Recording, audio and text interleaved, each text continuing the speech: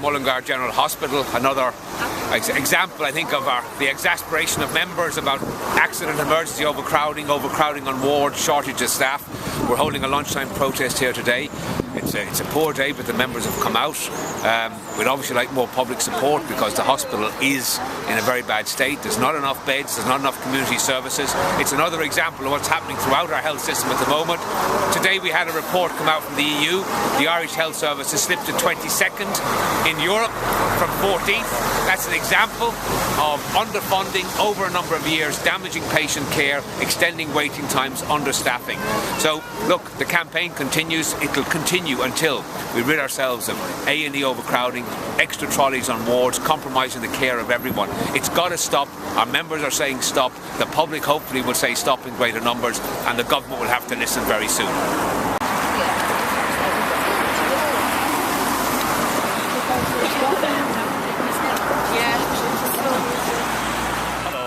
Reilly, I'm the Industrial Relations Officer who covers Midland Regional Hospital, Mullingar. We're out here today in a cold, damp day to highlight to the HSE and to the public that Mullingar Hospital is unsafe. This hospital is constantly overcrowded and has been for a number of months now. It's also one of the worst staffed emergency departments in the country. We're calling upon local management, the HSE, to ensure that recruitment happens immediately. We're calling on Minister Varadker to intervene and ensure that the red tape, the bureaucracy is got rid of, and that staff, nurses and midwives can be interviewed for posts here.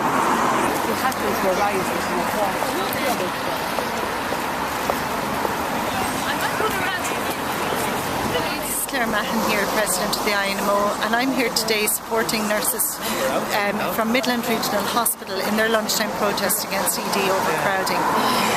The numbers here in the Midland Regional Hospital in our ED department, and indeed of patients dispersed through the hospital on trolleys, have been continuously increasing over the last number of years. This morning there were 30 patients on trolleys in the hospital, 22 of those in ED. And the staff here have been waiting for 10 nurses to be appointed, and they were given agreement on this last September.